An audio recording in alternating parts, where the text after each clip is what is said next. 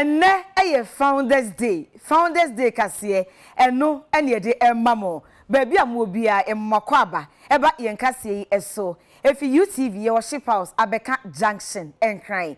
Kasiye de ebe this sweet chocolate drink de here. Any in share. Afe special ice in super ewo ejaso. Your special drinks. And they were best point savings and loans. And the best assurance say in mekua.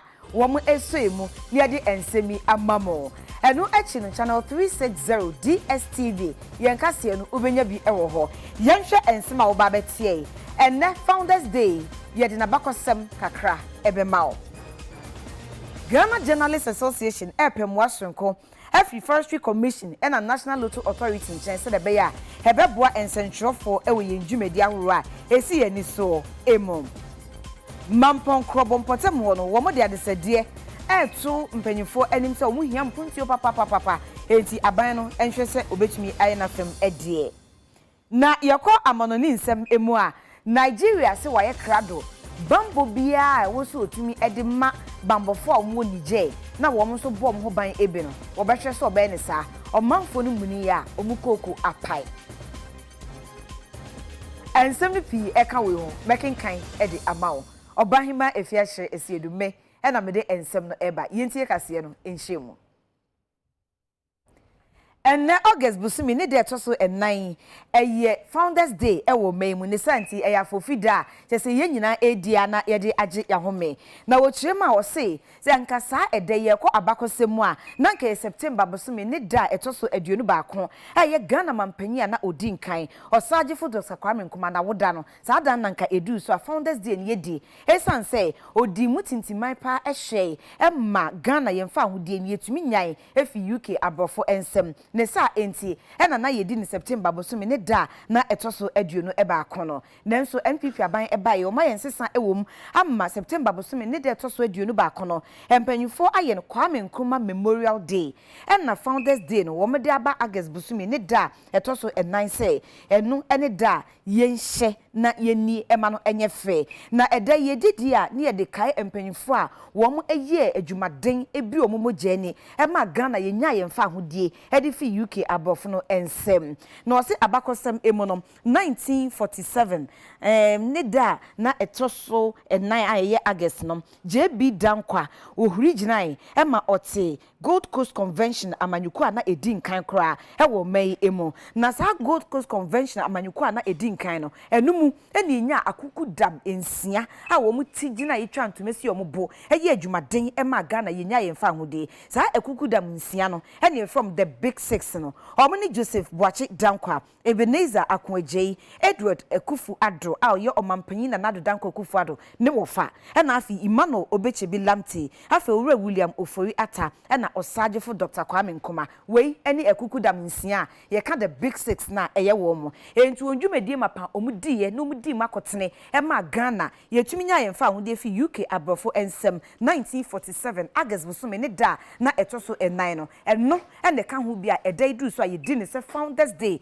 ede hye sa empanyufo ensia ene wo ma na omoka ho ene munyam isanse omako enkoden ede ama oman Ghana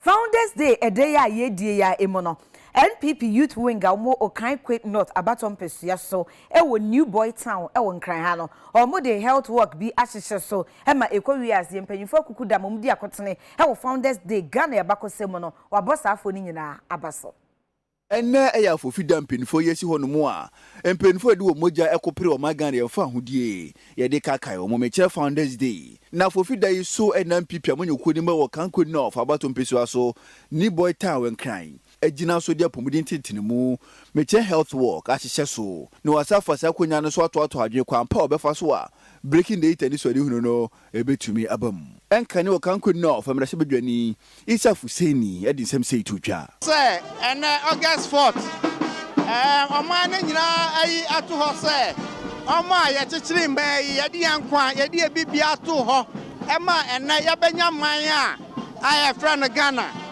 yenso ene abeto yenso yeda ma banyase se otimi enya sa oye kire no etimi ye na dai se yemfa hye omo enyonyam na say ye share edikanfo na nyonyama yenso ena ya yete ase no ye bibia mama na ye nim say ochina bi oma no ebe kaye eti ena August 4th Founders Day de e relevant yes nyame say edikanfo ni nyina no mo bebe pa ena ekosisa ye be hia e wo nyame ebusumo eno ka gbe youth wing epie ni ayo ye kire is a party no ye da so agina ye dan mo ejuma no start breaking the 8 no and then start breaking the 8 na mbabule constituency ya no na kwa holiday no ye bia bonte betrete ye mbomu ye ma constituency fon so hu say MB before ye wa ha ye sit na ye lusu last elections no ye create awareness say ye ba beji ya dey back because a high traditional seat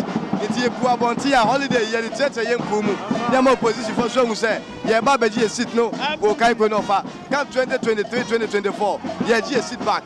So within the short time what me organizing this mega walk now is a sign of signal to take our seat back because seat in a borrow na edi mamo but you see the youth has charged and now a electoral area walk and area no even with electoral area walk the time was short 3-4 days now one numbers way it means say come 2024 we are going to take the seat back to MPP person and break the 8 by the grace of God.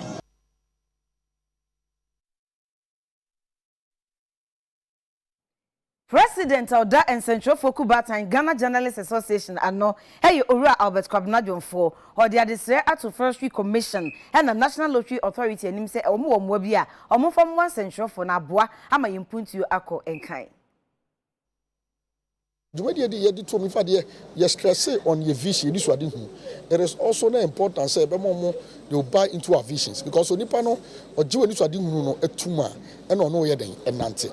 Ti any no ya kasafa welfare ho ya kasafa professional development capacity building training workshops ho ya kasafa GJ rebranding enhancing the image of the association the processes and that there also partner say you better strengthen collaboration between the two. And in Yema, the two minim under the professional development, a first scholarship, a far training, capacity training workshop between the two organizations, a far media engagement, a far almost support for the awards. And even your police about the public safety of journalists, what is the safety of journalists attacked on the media, how to curb it, understanding the rules. Omube who say, your partner in national development and partner in ensuring the rule of law. It's a no, I'm now some baby a coebia, I'm JFF, so no Najitumu. In Yama requesting and Metimaka say 80% were considered. Dona Diakano, Omashe Bosse, Omejo, Noma Yaswati. Many and board on the management bidding home common. Sabi once any crown or paper and some. Now, yes, was part of good causes in your hour, you beat me aboamu. Na Motimi, Sosono. Di hon dwuma yi nti no kre se na mo de bibi sa beto yenim ye hwe nim se yankopon dom yen na yentimi so no emoa wo mo nhwe mo niema edidi su ye na im se enkomo ne bi so sanfa se na mbebo am yetimi atu sebe wo mo ye illegal mo ntua tax ma ban o dwuma no mo ye na so mo ma ban en regulate just so much this one year on my own their own. And also share yemra the Jumaya Act 722 no. The ma NLA ho kwan see 2 and among na sa ankofo nipa bone for na so 18 year 2 omase.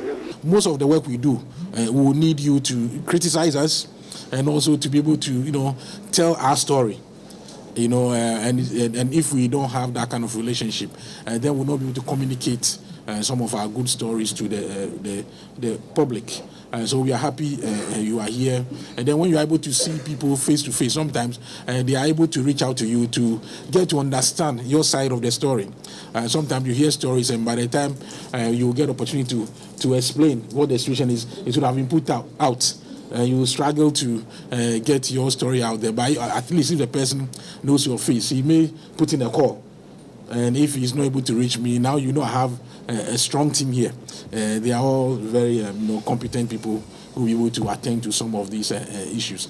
So I thank the GJ for coming here today, and I think that by the time you leave here, you would understand why we have this strong team at the Forestry Commission, because the work here is. It's not, I mean, let me say, it's not like a walk in the park. We have, about 4,000 workers. If you look at in terms of numbers, I think we are about the third largest institution in terms of numbers. Yenyan ma wadi dem womun krabata ewo Pru West Mensin ewo Bunu East Mantam emono. Omo de adesedi ato aban enim say Accessibility Act e was wo hwema eye adwuma e wo mai emo na anye adwuma e mo madi dem ne ya wo mo ebre aban betimi ama ewe na ebenya ska no na asemenya ska no wi a medical bank na enya accessible mentimi mfo me isu wheelchair me isu crutches lift no me dey use bank no me juma de no me pese me expand no me pe facility na bank no mentimi wura bank no kampo me dey anya bi bia meko bia assembly meko enya accessible ministry meko enya accessible school meko enya accessible sebi me den ayere me ho me am gina we ma ye me degree ya we my first master me say second masters aka ho be o how am come wo school am ko me kese enye easy steps am fro no enye easy say na me ya tua me fees ko ampo na enye easy anti sometimes no aban onye nhihye bia ebe say obi a wan ye ni place accessible no sebi yemma mrane nindi say na be ya yenso ye benya ye hu kakra na ya timi aboam Ghana man because me am kese ya assemblyman beside education assistant director my executive supervisor my teacher my why na beside businessman kakra when na me dubo Ghana na say anya accessible car me for nya accessible store me wura me nya accessible office me ko nya accessible masalacha me ko nya accessible sabi me den na makomenim wo hwe sika na aban de ba no a e kire se e wo se omo nso di ya adwuma ye frɛ bi economic empowerment e wo mu ahodo bebre yetimi di bi bua sukuufuo wo mu tuo mu school fees e bi nso de hwɛ ne ho yade wo mu amo adidem no na we no de ye de mo mu sa ebe ya wo mu no betumi aye adwuma na afi wo mu 19 kwantumfi baabi nsresrade eno ntina this assembly meda no yakoto afidi a yede wo fufui yede ma wo mu ne yede ma wo mu ahye wo mu nku nan sei enya ade a wudi dem a na ekye se wo hu ni mfaso na enya ade a wontumi nye bibia wabusua ehia wo na wo hu wo mfaso nso ma oman no enti esa wo ye bibi na wotumi de boa ho na wabusuamfo nso nya wo ho mfaso na eni kwan se wotena ho na wo be ye burden e ma omo na omo hwe so yiye ade papa bi firi mu ba omo na bedi mu mfaso omo anhwe so yiye nso na mfaso mfiri so amba wono na wo lusu because yam edi ama omo yi anya ade a ono be san benefit enimani mi ya bi ebe chance na ono benefit ti odi kwa na wanhwe so yiye a na ya say achiri ni open mo ani bi mu a wonya na in terms of maintenance no ya ko monitoring na medical can catch earlier on no ya chiche fridges be 30 and then 26 we can 56 fridges ya ko hu monitoring kwa hwe say adwuma ben no mudi ya na impact ben na e ma omo no ya report no kire say dodo na amfa anya adwuma mudi si dan enti we so ya be san ko monitoring sa report a pese recommendation a pese ya ma committee ni say ya ko na hu say wudi so a wo mfa anya adwuma ya beje na idiasa manipa fofora wo no betimi ayufu. Social Enterprise Development Foundation send Ghana ekuo bi a enhye aban ase wo mo de to aban enim say e ba se oye project ahoro e wo mpotamu na metropolitan municipal and district assemblies na ya wo ma wo mo fa wo mo engine There are a lot of projects out there, which is leading to budget overruns because of delay in execution. There are issues about, the weak participation or involvement of district assemblies, especially in special projects that are being led or implemented by national level. So we found out that there are a number of projects that are awarded from the national level, either by the Ministry of Finance, the Common Funds, Get Fund Secretariat, but also the Ministry of Local Government, that assemblies do not have control over. So contractors executing these projects are not accounting to district assemblies. Even when citizens raise issues to the assemblies are not able to respond because they are not directly involved. They do not have the contract specifications, and that makes monitoring very difficult. So, if you take the case of contracts awarded by Get Fund, all projects that we have monitored regarding Get Fund, the number one problem is the fact that you don't find any single contract information about this project with the respective assemblies. That is challenging. So as a result of that, during our monitoring, we realized that there is this disconnection between the MMDAs and the communities. The communities needed to know that this is the amount of money that is going for this activity or this project, and this is the contractor who is also in charge of it, as well as the consultant. But during our monitoring, we realized that none of these is done. And I must say that these findings from the monitoring for financial savings project has really given us some revelations as to how projects are being executed in our communities. Indeed, the challenge, as we have all seen, is in the area of the delay in the release of the District Assembly Common Fund to the district assemblies to execute these projects. Again, we have seen from the findings that projects awarded at the national level are not very known to the district assemblies, and for that matter, the citizens in these communities where the projects are being executed. For monies meant for these projects in the area of the common fund to reach the assemblies in good time and indeed in right amounts, such that these projects can be executed in good time for the benefit of the citizens. Yeah, wo memu enche kra na otwe mu eni nya ne ntie se gas ho ayedin kakra ni nyina ene se tanker drivers yom di koyi a mate etuom se omonko LPG Marketing Companies Association of Ghana nso ede omo agi mu bi na enei yenya ne ntie se aban ede nhihye bi agu akwan mu eniema na eha omo bi ene se ede ban atoso ye makwan mate se LPG Companies afofo yentumi sisi na wo mo anya adwuma aban ayen se sa ban ana eso no wapeja enti yenya ne ntie se LPG Marketing Companies Association of Ghana and so a friends and show for Nshemu Asiano McBaron Mark Maha. So Enshamudena Korea, I perceive who the Fimu Abba. Yo, LPG Marketing Association of Ghana. I am almost on gas. Our Ghana has said, me almost tanker driver, some almost count. Almost a week ago, and I want to strike. Action, so that's a sit down strike. So, I should say, a mine and she said, yeah, a buying, 2017, gas explosion this year, buying the taboo, and that's a ban. So, new gas filling station, Mobile, you know. Since then, I'm investments in our room. Among investments, name bank stick a Mukoji in room. And then someone over the last 5 years or so, since 2017, our modern start boy to a Susamobia and see new filling station. I have a partner. One of the major issues in here, last Monday, and that's the Monday term we started sit down strike action. How many years? A trouble so I had tanker drive, almost a more driver or more.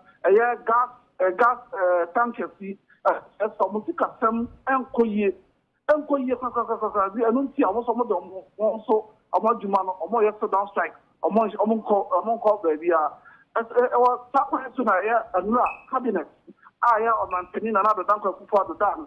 I have added the communicate for Fabon say on my left ban no obedient to me I am building new gas filling station no on my left ban no Almost also say, LPG Marketing Association say, at the cabinet and I want to start communicating about what came there.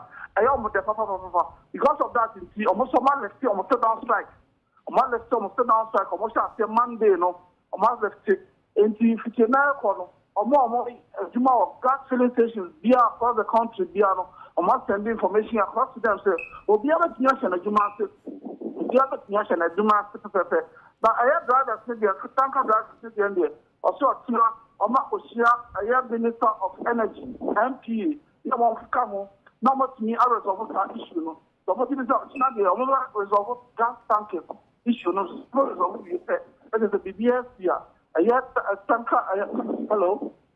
Mark, meet you. Okay. I have gas marketing association for no more value within the value chain in Ano. The BR of here.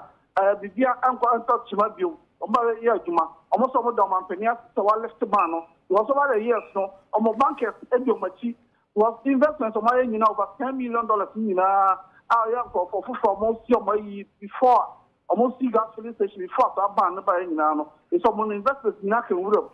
Our left the man now, the dynamic, almost are short on the safety of the gas, that's the motor, Yama, almost gas, maybe, and some majority, almost sure, public necessary, a top priority, Mama, or one said, will be about gas filling station for piano. Then we said the hot on, because of one year, it is a such a man, who had the venom of it. It's almost less. I'll catch the public necessary. Safety is one of the major priorities, almost put in place. Almost another answer for far to aspect. That's also select the ban. Yeah, and for Obia to bet me, I be a gas filling station. I never come kind of say, the gas no papa. And John the German, no doors was. The German gun afford the door now, first no use gas. The donor is not my guy. Was gas no car, fight no car, and possible. That's also there. Your dream is able to do baby. For public use gas more near principal environment, some for 40 Kenyan. That cost gas wire thing. Gas wire thing. The other system of that is no doors was in your maximum penny. No much there. Not as a form of a normal use gas, much near Baba, other sugar. We will say, you don't know the Kenya. I think I maybe could the crop say no. I have that form of cost. It said almost say Omar is in the decision, and after Omar off strike. So we are start over to gas piano and maybe to Yamapo, and the gas filling station, which we are for from that.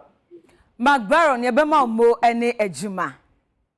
Yamani before Mark Baron, any attending Kenti, LPG Marketing Companies Association of Ghana, striking or metrim, and many me ya baby apes of fire eto gas bian, okwa, Nyamiadum, Ubenyabi ato. Yentua and Semno Eso. Southern Command, Ghana Armed Forces, or my inter-shooting competition be. Edi odiato so ye exercise fast storm 2022. Was so my dream omnim die ashe say. Said ye chom with you to any adeno. Omuhuso ana. Inter-unit shooting competition we no amudi tipo boy no ye exercise firestorm 2022 ato so no. Southern Command Ghana Armed Forces womo ene de hye so womo je so womo de ebo mo so se ne be ya wono so womo dwumadi a womo die se bambo ensem no so no womo betimi aye ne yie papa. Infantry Battalion 1, Infantry Battalion 2, the 5th Infantry Battalion, 66 Artillery Regiments, 48 Engineer Regiments. Womo ene Southern Command camp no ene ka bo mo womo di dwumadi e ma no eye nika so. Every year, na just a can see a one more share so no, and near the Unkunimdia trainer Aquadiama no a 2nd Infantry Battalion, 2BN.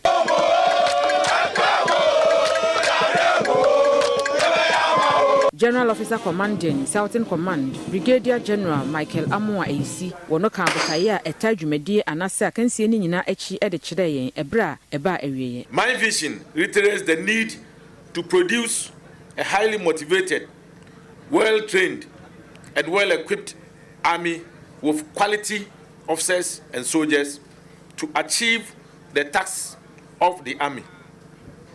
This cannot be achieved without undertaking vigorous training and competitions such as exercise Firestorm to test and improve the marksmanship skills and mental toughness of troops, which largely elicit the desired qualities necessary to deal with existing and emerging security threats.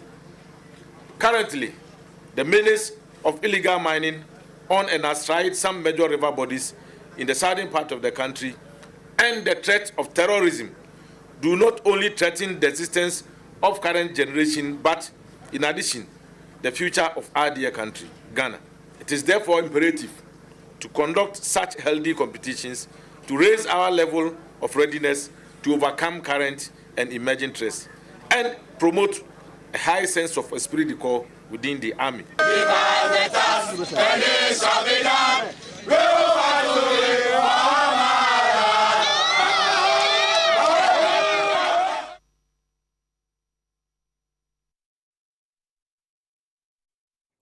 Elembela District Assembly SA Omu oha no munya ntie se Magistrate Court Judge Her Worship Awo Amisa French ese aban bungalow official bungalow ediama no watu afi ho ne yam hyehye no ntumi ntina ho esan galamse fodwumedie boni a ekoso ewo ho enti eno na Elembela District Assembly ne se enya no kre obey ewo bambo form bo no ho ban e na baabi otie ne ho anso e na District Police Commander ete enti okanisa onyintu Magistrate onye entitled to bodyguard and police protection. So some say you need the juma yes na tie na hanum sensem tu ya man police for mienu a ebo no ban ba ko the bodyguard on ko all the time o tene ka be di okobia no odinachi ba ko so e ko ne fie 6 p.m. e ko bon an 6 e tena won ma ahomache and past 6 12 hours protection the ban bo ho dia ban ba wo say the magistrate no ya the man no it is obeka ba bonje beka say the ban bo ho 70 ofi won ma ya ne nya adwen no kro bia ye de eni na hizo me ya ne say na say judicial service for actual say magistrate bia o te aban bangolo mu no sa rent allowance na omoje no wuji bia wa fomra and say we fear back we refund it to no magistrate na kata no ya sure kata man say oba Elembela from the one watina aban bangolo mu up to now me wa oti aban bangolo mu no oje rent allowance nti on fear back nti grant sag no e na fight any back for fight ti me say zia no say asan grant fo om ha adwen a omwa I mean yempam grant fo mfi kroma no because e ko chi omo a ni betuma ya say a chi omo and o ma ba ni court. That's the only thing. The trauma we don't ban the court. Now no to me show and na and trauma so an. And e koya na say buy.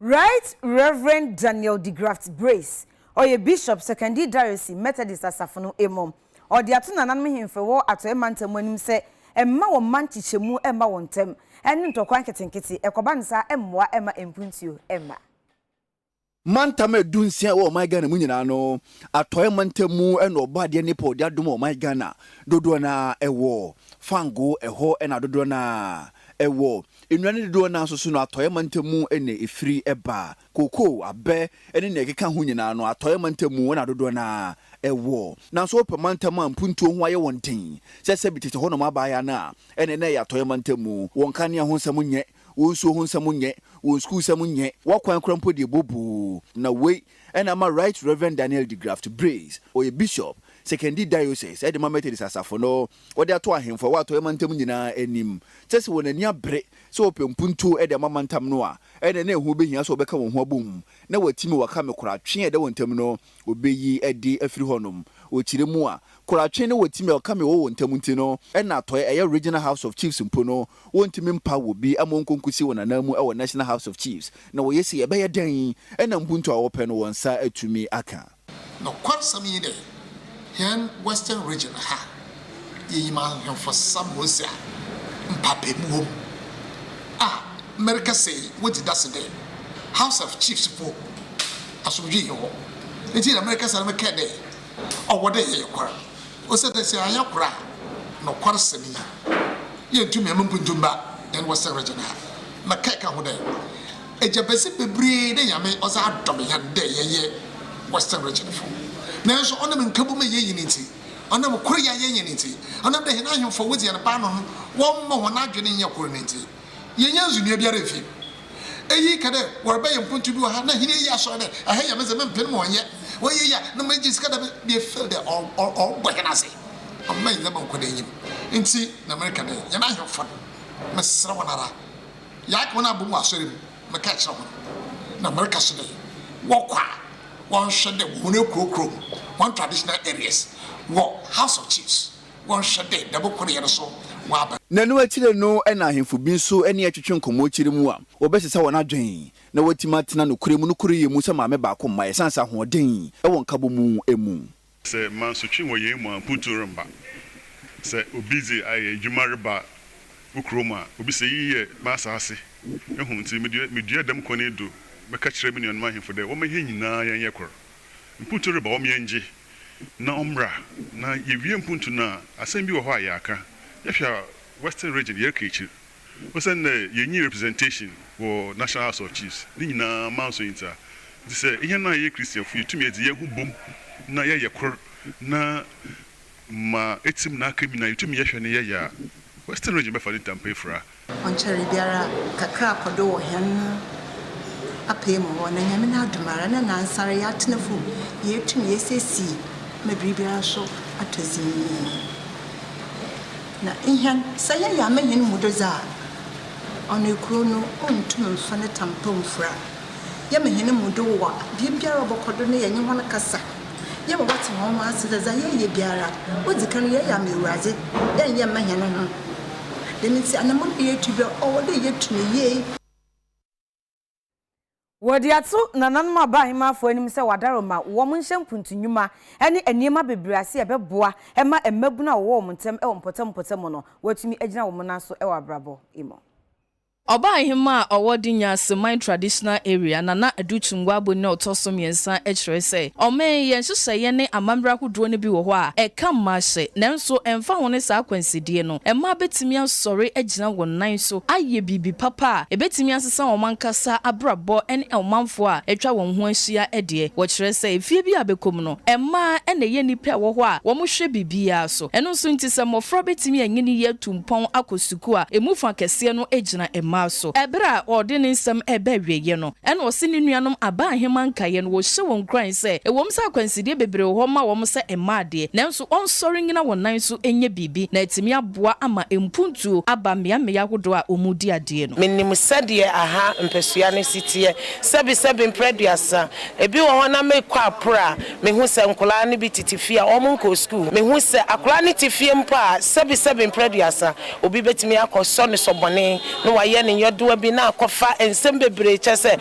onye save ne fie because school a onkobi o maame ne o papa niska enti no sabi mpeduasa baabi obekɔ abɔ ne ho ban sɛ akola entity ya ne nyene monpo no sabi na aye basa eni ntimi hu sɛ me ye bibi sei na me ti school bi say from enkola nketewa na ɛbɛboa wɔ mo ama wɔ mo safety afei so wɔ mo enkanko ne adusua ene wɔ mo daakye no MC Yowa Asante Bekwai Orua Kingsley Opoku Ajiman ono so fa akwanya no so e de adesrede to omanfo a e won potam hwanim titiriu ene nananom atrankonwanim se wone aban no ento nkasem fampre mpuntu o potam ho enam se eba mpuntu mu a aban no nko a entime nye omankyekire enye baakofo ne mo yesi yesu ye ni nipa ye de maame ija baako yesu ensa ne atobasa komu ne etuana ma wo school no ne se de wahyasie no yeso yesa no obo amankyekire no bibia ebesi echichira kodru so hono mu a akwara ubenya free education ubenya free SHS ubenya ndema ne bebrebe eti here say ye inculcate good values into akwara no ane awofo no wo mu ko school ni ye ne ka se mu mo ko school ni ye it's an say to be great it's not jumped into, it is prepared for. Enzima is MC Honorable Doctors Amoa ede futu ama nurse for say machines ne eniema horo ede ama omom de ye adwuma no omonhweso ye na che ede ama om. Taking care of the equipment is the most important thing that I will plead with the authorities here to take care of. If you are working with tools or something, you take them like yours. Don't say, well, I'm doing my work. When I'm transferred, I will go. When I do this, I'm leaving.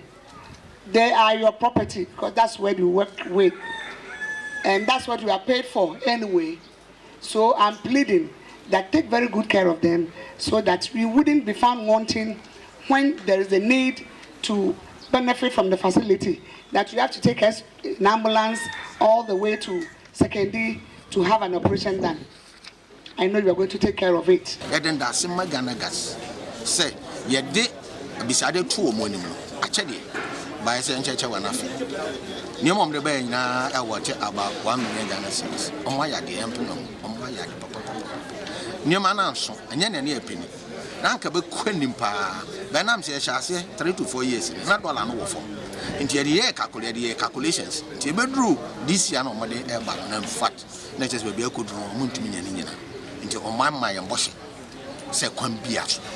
Omudi Babaka. Into a Genefidia, at that chief executive officer, Dr. Asante, and then a board, our board and the Odano, Canada, Japan. Yadamasi. Say, you be saying, my young man. The new hospital, yes, that is true, but corporate social responsibility, we have thematic areas. We don't do education as one of the pillars, that's education infrastructure, health. There were water and sanitation, there was sports, so this falls under health. And then health, we have maybe burden of cheap compound, hospital supplies, even hospital you see, we support the infrastructure of hospital. It's one of those facilities now. It's not all the time now, education. Hospitals are a key area. So Ghana gas, we are talking of CSR. We have thematic areas that we work under, and health is one of the key areas.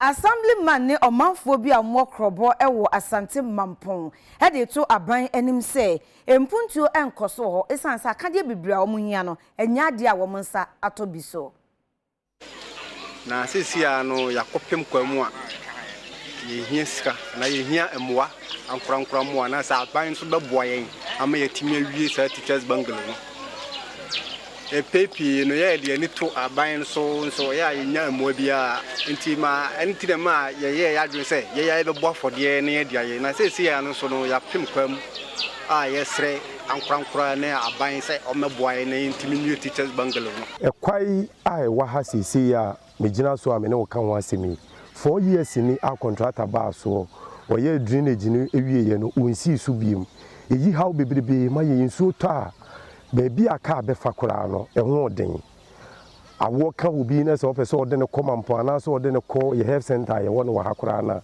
na ye problem ama ye nti ye be sere president ekura wadawroma watimi aba betena mu dade ye bi hia wo mo a so ye kuro bukuru dua yi mu ya no otena ye abakosem kyerese ono na eye personal secretary to eye former head of state eye katachi afifa a ne kuro ni ntina na wadawroma ekuro yi nso ye ni hwamo eduru abato so nso a ye boa nti emoa bia wo bia ese wo de wano bemu se ye omba be ye kwa na maye na wadawroma boa ye ne yenye ekwai emfa maye ne ye bre o maye bre pa na ne wu ko ma ntimi ankoma mpona ma ne me baby so nta ba ye bre me na saba ya metimi akwa akojere din pa se wo ba kra na se aka se no ba jise usi abnem edida bia me ado ba fono akose wo mu ma wo nyina tutu ata na sisai amre na kwestia alwaru kwa bunyanti asene wo maboa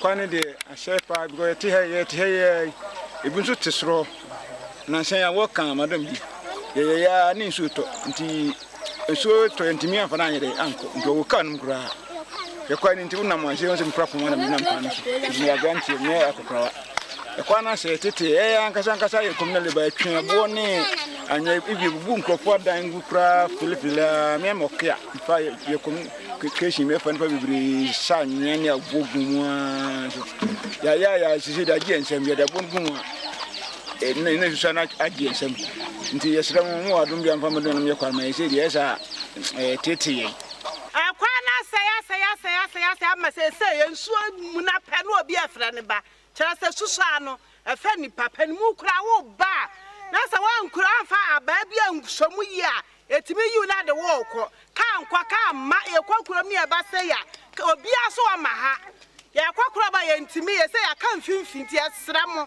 mo ma ha kwa ne ma ye first na ye kakra no mo de fidie be si sukura be fie na ni die enya sai ti esra mo awon mo ka bi ewo mu mo ntwemo ni ba ha ne so ya to abe kwakura moti ya sam ne so so ye nya ho fa so kakra. BEC candidates are more Padico International School Work Community 24. E wotema West Importem omo kire se afra se na nka so omo tena se transfer ni BBC ye wantimi antro aban emrem na enhwehwemu mapa enkoso ema womo.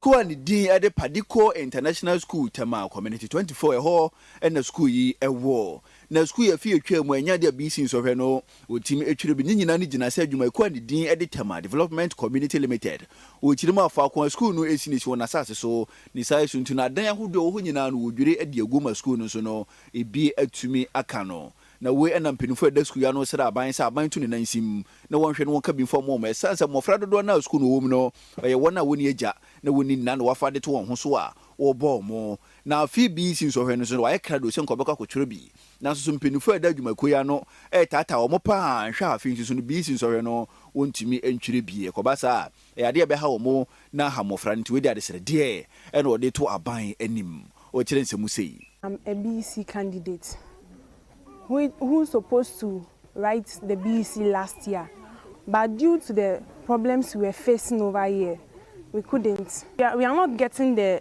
teachers that will groom us to go and write the BEC. So we are really confused. We are so confused, and sometimes our friends even laugh at us. That look at your age, you are still in Form 3. So that's our problem. I was supposed to write BC last year, but due to the process we are going through, I couldn't write the BC.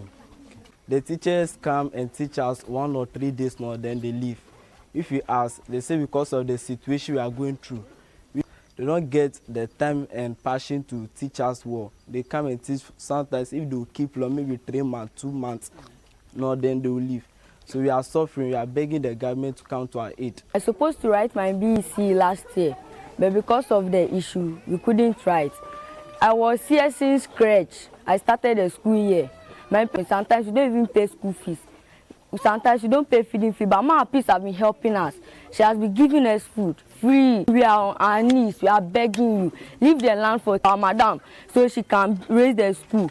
We don't want to become armed robbers in future. Na no kwakwa mu no openyin o da school ya no se proprietors anase school ra peace negle woni UTV kase wo twetwe nkomo kire nsemu sei. Said the school no se hia ase no. Problem ni teacher bebre wo di train teacher ba ha. Omo ntana ha no mokọ. Enti enya teacher fo a ombe kire nkola na de yie. Enti SS fo no mo ha omo boa wo mo no. Ba ku na odi anim anka oye registration ye bibia. First badge mpo de school na nkasa first badge de ya ja omo. Second badge eno last year omo ntimi achro. Ye beni bebe hu so na process ni ye nimu bi ya nka ho. Esa ni o me bi a ya ntimi anya teacher. Train teachers omo antutu ni ya mayen. Ye ni bebe hu so na te se ade no atwam. Na this year so ya ko register. Be hwe ha. Ye nya teachers, o di teacher bia ba ha o si matua wa he o si madam. Ye ntimi nkyira de wa ha nje wusikendi. Student be na wa ha o si nkyira o ma de nkola no so. Nkola ni nyina parent ne ya no mo yi o mama. Esa problem a ye face nti. Ti mesra nana nkola da chinti. Why me pa cho wo mo mobo na ho me mobo na boa me mei mame na ho me mobo na mate disi fonja asasi ni enfanya school me sema boka me da subo me den krofoka because of this land me sraw na ho me mobo why me ni obia yadikasie ebeko amijie mu na yato enkra ye basisia.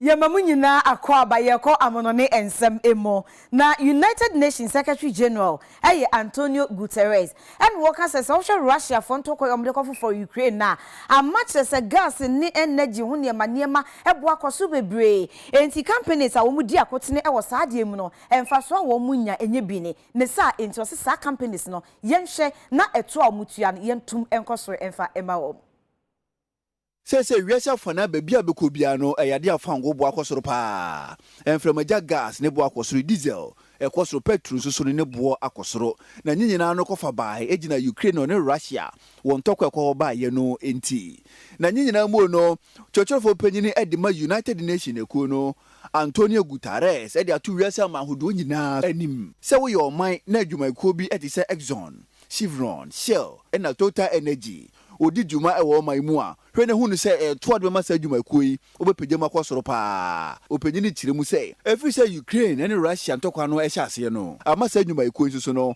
won fa ngo hu djuma odi kakra no ebo no wapejam nyina ka ho na ma ho kire abawiase nyina so no wo kiremu a last year mfa so asa djuma kuyi nan wonya ye no afi nduru ba bia no wonya broso be ye mo nan osese a beya $51 billion and a few nduru ba bia kra no sa djuma kuyi wonya opanyini chirimu a enya de anaboti sokra aho kire bewiase na mosomo beye bibi edi aboa no matoto fa ngubom ne titiru ne gas eba se hiafo ena okwa ho chirimu a okopiemu ba bi etise UK wode ye to 25% ena to sa nyuma ikoi so afibia mu no obenya sika 25 billion euros ena edi afiri mu a itilima no so no watu sa na moni bi so pepepe osusu se wiase aman kaes won so tu sa na moni bi bebo mo ama wonya sika kakra edi abo na man ho bra chochorofo panyini edima United Nations ekuo no Antonio Guterres ena sansemu yi etudwa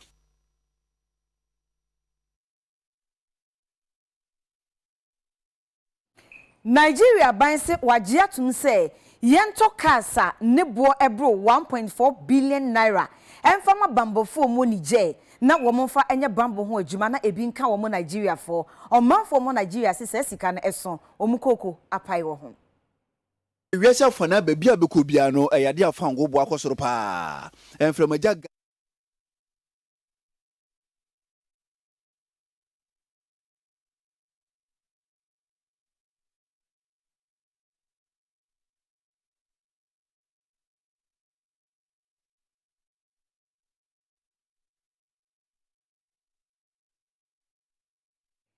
Yadimo eko Kenya maino emo na Kenya fo ebeto aba na wotwe a edi yanimi enna oman musuafo hwe omasuan wonsam so ahye na nimanim ya jaso se school se wo ho nyina yentotum na ansa no wo di sa adwumen wa mo awofo nkaye amo aboom ho enti awofo te yanse prekope announcement abo yesi atoto primary schools JHS senior high schools ni ade ya toto ni nyina mu ene ne behwe awofo bufa so omo dimika obi ekofa ne ba enti ma traffic kra esie ewo oman mu pa na no manfo de sobo ebo soafo a wo hwe omasuan wonsam so se wanye niye na prekope hyehyehye primary secondary de ya totumi aden e wo se basa eno soafo nsi ampa ode pa ema omanfo ni nyina omomu dibem na de enti oye ne sa nse na wotwe ebesim no omo ba beto aba ena so omo beto aba sa nso school sahuro ni nyina omo de polling station e wo Kenya man no mu enu nti ena o share se manim ya schools no yentotum se de be ya enkodan be kofie na wo matumi sesio na polling stations no o matumi di aye ama na ye yi enti se bia o kan hyehyehye dodo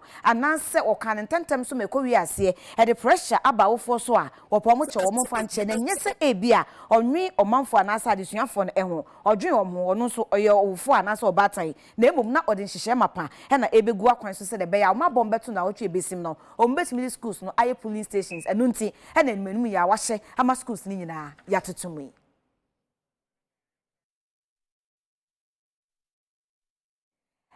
ene bre ema ekwan ma awia ikase ayede ebesommo ewo United Television esono yede ni nyina AC aseda eko ama production team so soyemu a yede ensem nyina ebremo se West Closet ono ene hyemi atade owo doko traffic light no ase Technonia se West Closet ene 0243 508-635 0243-508-635 and a cute cat beauty parlor abeka junction eya and a salon ewo Ecobank ni a salon ni ene almost eyemiti emame Obrahima Efiachre Esiedume, and I'm a king kind and some emamu, Yedamunina as.